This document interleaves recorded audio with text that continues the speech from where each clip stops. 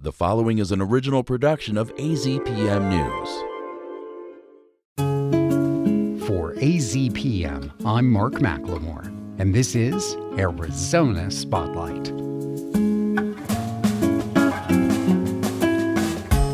Coming up, do you like to sing? Do you want to meet others who feel the same way? Meet the Canadian originators of Choir. It's a unique social opportunity that's coming to Tucson. Hear about Pima Community College's new production of Fairview, a unique play about race that asks both the artists and the audience some tough questions. And our storyteller for this month tells how a dream job can become a nightmare, but can just as easily become a dream again. Those stories are next on Arizona Spotlight. When I interviewed Colin Hay, which aired last week, I discovered this surprising video on YouTube that featured him at a live show in Brooklyn, playing an acoustic version of his song Overkill in front of a packed audience.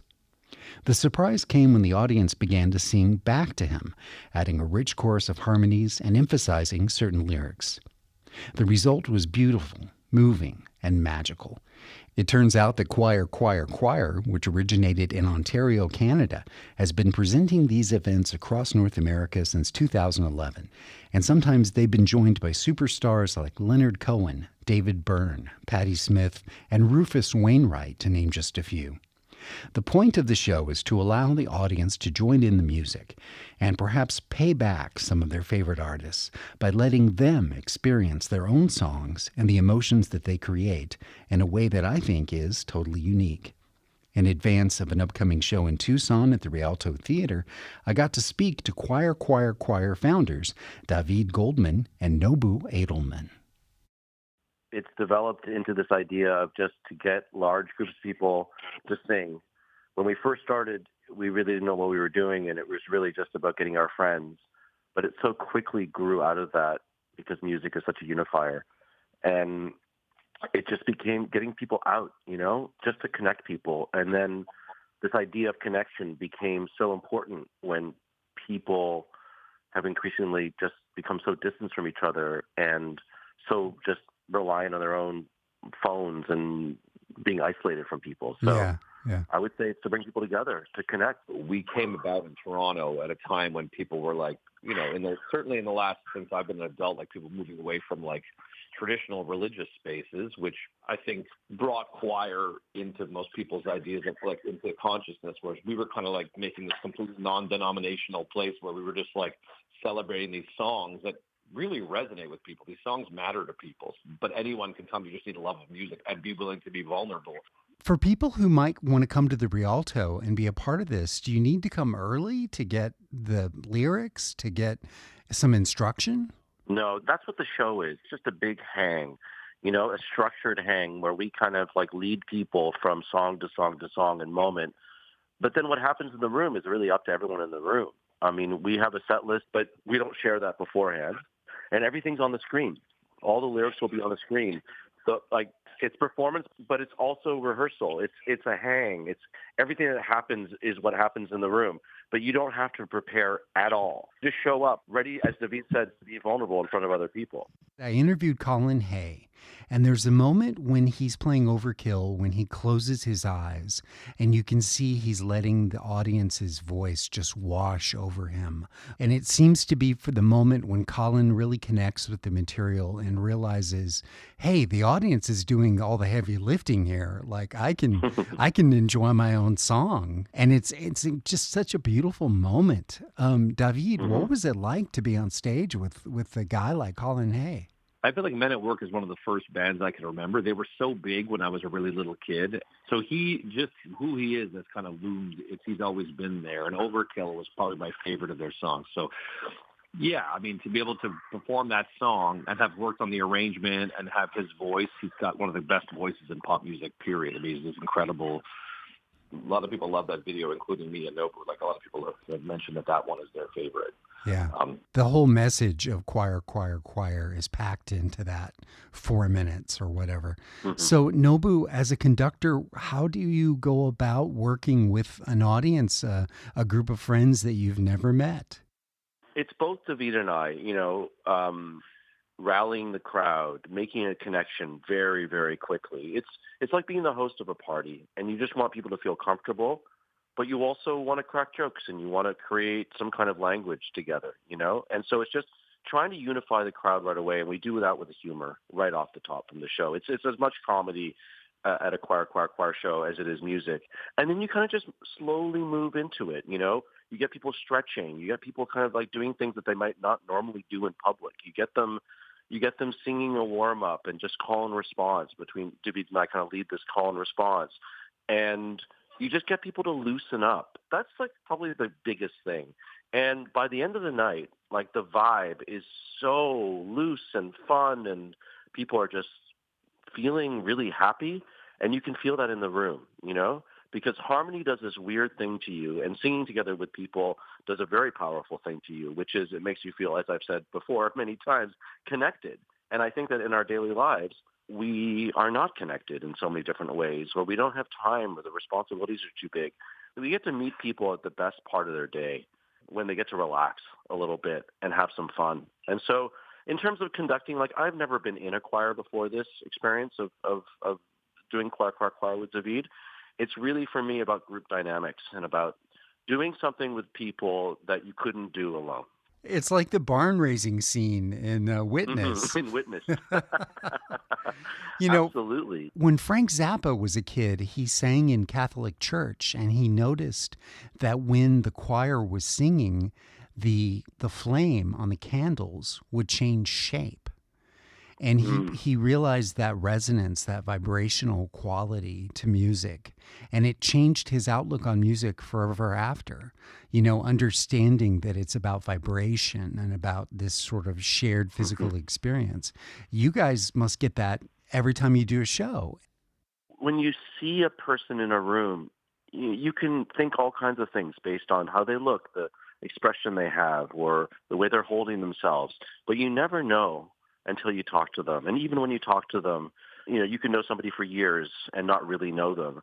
But then something happens. It's like this unlocking that happens when people sing. And when you have as many people who come out to our shows who sing together, they're really communicating their personalities. And you just have to listen and sometimes just feel the energy in the room.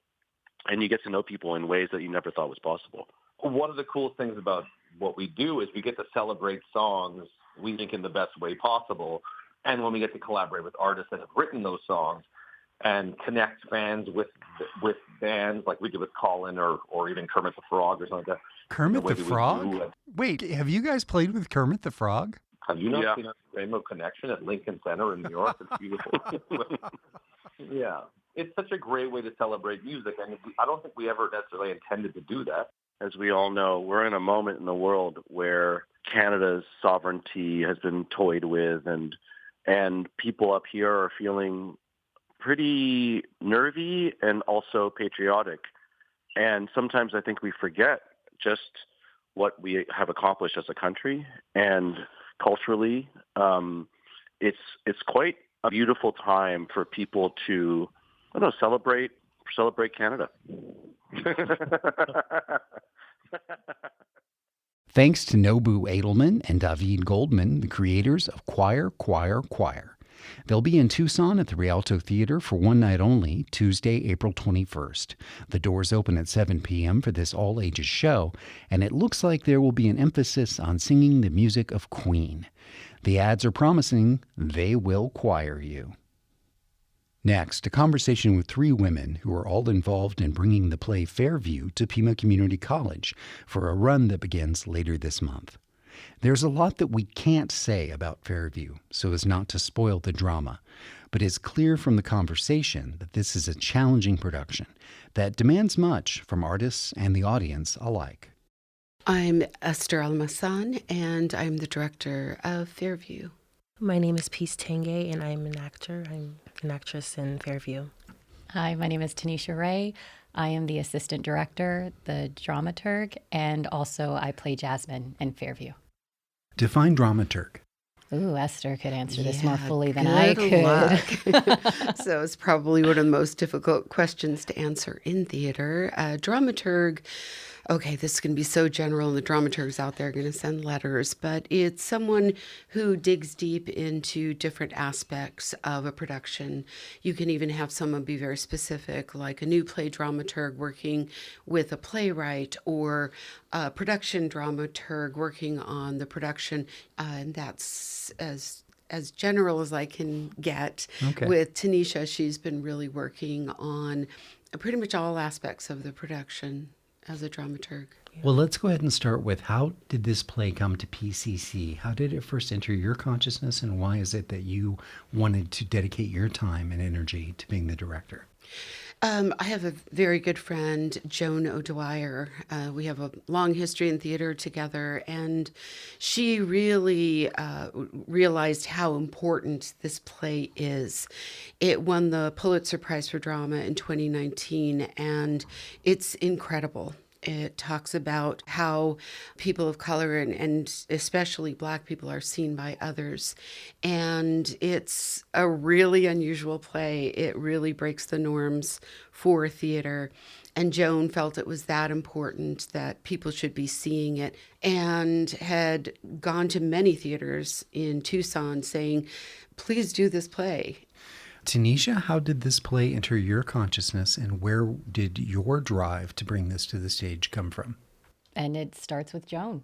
Joan approached me and she said, I have this wonderful play. Is this something you'd be interested in doing? And at the time, I had a lot of thoughts about how my year would go as far as balancing theater and personal life and other professional obligations. And I said, this sounds wonderful, but I'm going to pass. And Fairview kept coming up in conversations after that. And then I got a message from Chris Will, who said, I think we may have a solution. I think we might be able to work something out. And it's about this project. And I'm like, what project is it? He's like, it's Fairview. I'm like, Fairview. And so he talked to me about partnering with Esther. And it so happened that I had just met Esther on a reading for Colored Girls. Everything just kind of came into place. And honestly, I couldn't imagine doing a play with this type of scope and boldness and breadth and power with anyone else. And I've read other stories about race, but this play does it in such a way that's very unique and humorous, and it goes there in such a way that's scary. And to do it as an assistant director, to do it as an actor, to do it as a Black woman, it's scary. And we've talked to the cast about it, and every person involved in this, and we've all talked about, are you afraid? And they're like, I'm afraid. I'm afraid of what I have to say. I'm afraid if I'm going to say it right. I'm afraid if I'm going to offend somebody. I'm afraid if I'm not going to represent the people who are going to watch the show. We're still going through it, and the fear is still there, but courage is not the absence of fear. And I'm with other people who are brave. As an actor piece, had Fairview ever been on your radar before you auditioned? Or was the first time you read it to prepare for auditioning? It was the first time that I read it. I haven't heard anything about it. This is actually my first production ever. What do you recall about reading the material for the first time? I remember feeling uncomfortable getting to Act 2. They'll know why when they see it. I was reading it with another person of color, one of my best friends, and she's also a part of the production. And we both just had to take a minute, multiple times to Is she a woman of color? Yes. We just remembered reading some things that we didn't want to read out loud, but we know that we were going to have to listen to it in real time from people who did not look like us. So we had to kind of just be comfortable with it and wait and see how that would make us feel. What's a question or something that you think that Fairview asks of the audience? Is there a question or a fundamental demand that Fairview makes on an audience member to interact with the drama? I think this play asks the audience to self-reflect. There's some characters in here who are overly racist, and there's some that underlying racist, and I think the play's asking them which one are you?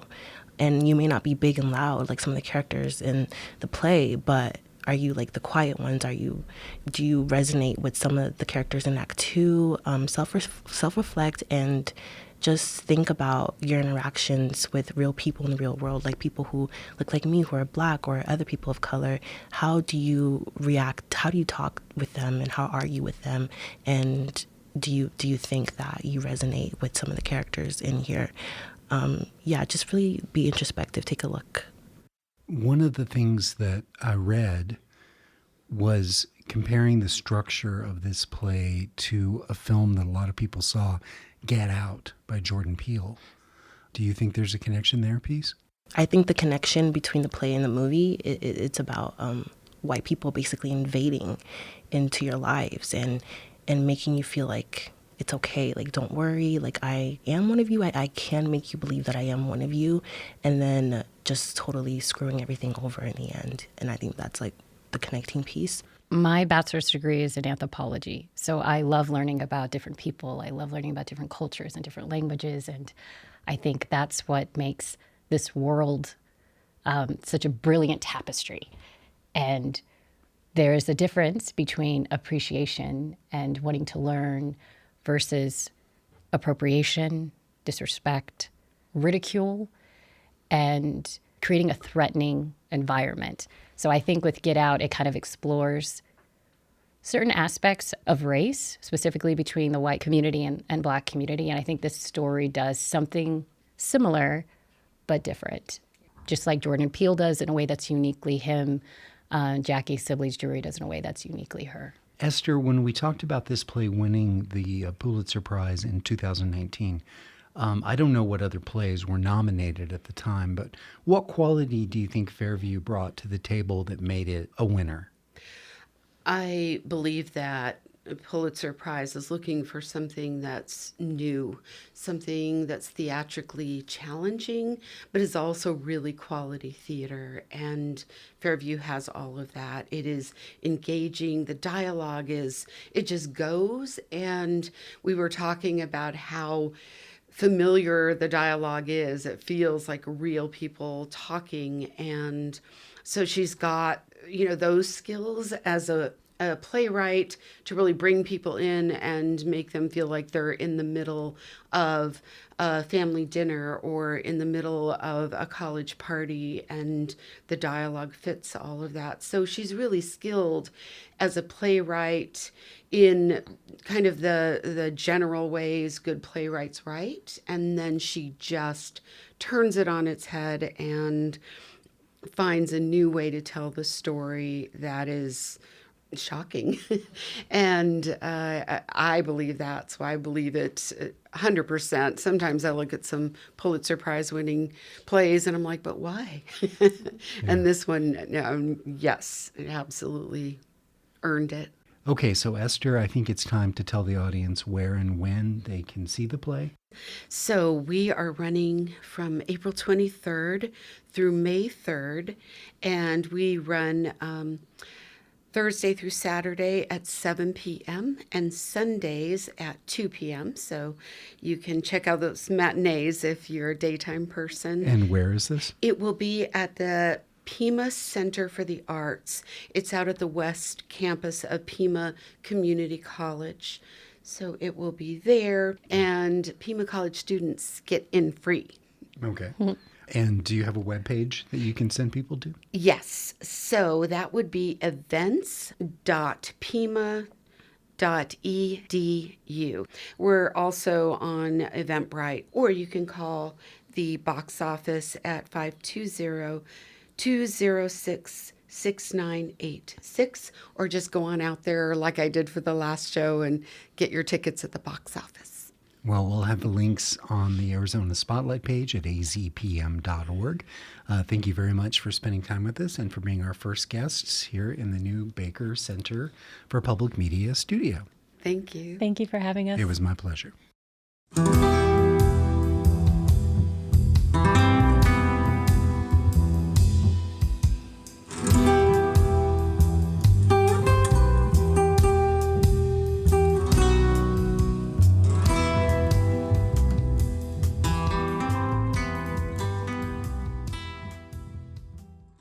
There can be something very powerful about a single voice sharing a true story.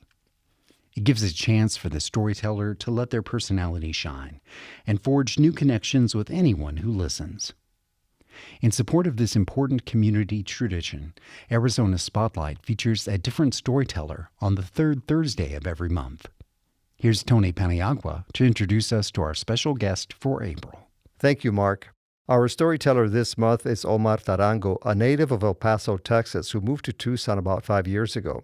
Tarango is a father and grandfather who has been an athlete, a musician, an employee at the Maricopa County Sheriff's Office, and a stockbroker, among other fields. About 20 years ago, he left the corporate world to pursue a dream that many of us can only dream about, traveling the world on cruise ships where he gets paid to entertain different audiences. And while it may sound exotic and glamorous, Tarango points out that his life at sea is no walk in the park. The name of my story is The Emptiest Room on the Biggest Ship. I remember the exact moment the Grand Princess pulled away from Puerto Vallarta. The sun was hanging low over the Mexican coastline, turning the water into molten gold. The shoreline got smaller behind us, and I stood at the railing pretending I was calm. Inside, I was terrified, because I wasn't just taking my first cruise. I was the cruise ship comedian. And the truth was, I had gotten the job the same way a lot of comedians get their jobs, with confidence, a prayer, and a lie. It started weeks earlier after I wrote an email to a talent agency. They responded, "We like you. You do have 2 separate 45-minute comedy sets, right? 2 full shows." I stared at the screen. Now, I'd been doing stand-up comedy for nearly 15 years at that time. And any comedian will tell you, 45 good minutes is a lifetime. I had 1 solid set, my A material, and the other 45 minutes? That was a graveyard of old jokes I had thrown away for a reason. But the agent had asked, and it didn't sound like a question, it sounded like a requirement. So I typed back, "Of course I have 2 45-minute sets, separate ones. I mean, what kind of comedian would I be if I didn't?" I was like a man applying to fly a plane because I can fly one on my Xbox. Then they replied, "Great, can you send us video samples of both sets?" What? I didn't have that. So I did what any desperate performer would do. I sent them 2 different videos. Same material, just rearranged. Different nights, different order. Heck, I was wearing different clothes. And I prayed they wouldn't actually watch them. And a few days later, the contract came through, and suddenly I was boarding the Grand Princess. Now, here's what you have to understand. This was 2021, right after COVID. Cruise ships were back technically, but the Grand Princess held 3,000 passengers, and we had 150. The ship felt like a floating luxury ghost town. The hallways echoed, the lounges were empty. It was like performing comedy inside an abandoned hotel. My first show was in the main lounge, a massive room built for crowds, spotlights, velvet seats, big stage energy. I walked out and saw about 20 people scattered across the room like they got lost. 20 in a room meant for 300. I took a breath and I told myself, just do what you know. This was the set I'd built over years, and it went fine. Not explosive, not roaring, but fine. The laughter came in small waves, more ripples than thunder, but I survived. When I walked off stage, I thought, okay, Omar, you can do this. Then came the second show, the one I had been dreading, my second 45-minute set from the nostalgia file. The set didn't really exist. That night, the audience was even smaller, maybe 15 people. And backstage, I held the microphone like it weighed 50 pounds. I walked out there anyway, and within minutes, I knew this was a disaster. The old material was dead on arrival. Jokes I'd retired years ago came back like bad ghosts, and the silence was heavy. Not just quiet, judgment quiet.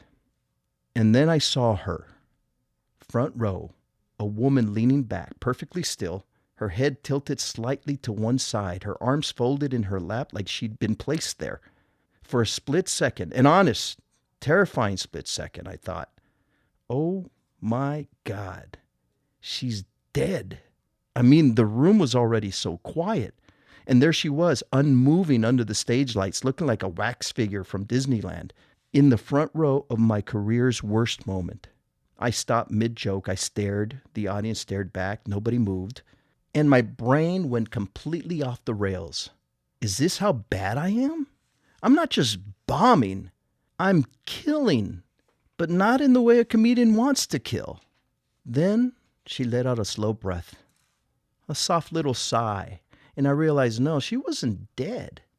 This woman was asleep, fully asleep, front row during my set. And somehow that was worse. I started sweating, my mind raced, and I did the one thing that I was told not to do. I repeated jokes from my first show because I was drowning. Afterward, I stumbled off stage and headed toward the sound booth. The technician, a Filipino guy with tired eyes, he looked at me and very judgingly, he said, "You weren't supposed to repeat jokes." I sighed. I know. Man, I wanted to jump ship and have someone yell, "Man overboard!" That night in my cabin, staring at the ceiling, I honestly thought, man, I'm ready to quit. After 15 years of comedy, I'm ready to call it quits. I die on a cruise ship in front of 14 people and one sleeping lady. A day later, I met the cruise ship magician. He went by the name of Trig. We were standing in a long line, immigration, customs, something like that. Just two entertainers waiting our turn. And he asked casually, "How's it going?" I could do nothing but just laugh bitterly. And I said, "I think I'm about to quit comedy." And he said, "Why?" So I told him who I was and what had happened. He listened very carefully, then said something so simple it felt like an actual magic trick. "Why are you doing one good show and one bad show?" I blinked and he continued, "Mix them. Blend your best material into both shows. That way you're never stranded up there and you can build the rest slowly." Man, it was obvious. It was actually smart and it saved me. The next cruise turnaround, new passengers boarded, fresh audience, clean slate. I did exactly that. I mixed the strong jokes into both sets. The second show in a smaller lounge, something happened. People laughed. Real laughter. The kind that fills a room. And when I finished, I looked up. The magician was in the audience. He looked back at me. He didn't cheer. He didn't shout. He just gave me a little quiet golf clap. And I watched his lips form one word. Bravo. Now, 2 months ago, I stood on that very same ship again. Same ocean, same lounge, but now a packed room, a real crowd. My show went extremely well. Even the second one went really well. And in fact, in that second one, I finished with my biggest closer. Huge laughs, applause. Then I walked off after I was saying, "Thank you, my name is Omar." I left the stage. I never just hang around on stage. If they're laughing and clapping at my closer, I get the heck out of Dodge. The video technician backstage gave me a fist bump, and that looked like even he enjoyed the show. Then I heard the host call my name. I was thinking, was he calling me back out? And the video tech, another Filipino, said, "Yeah, go out there." I went back out and saw the audience standing. They were still laughing. They were still clapping. And for the first time in 20 years of comedy, I got a standing ovation, a curtain call. People were on their feet, and I realized, man, that sleeping woman, that empty ghost ship, that worst night, it wasn't the end. It was just the beginning. Because sometimes the sea doesn't break you. Sometimes it teaches you how to stay afloat.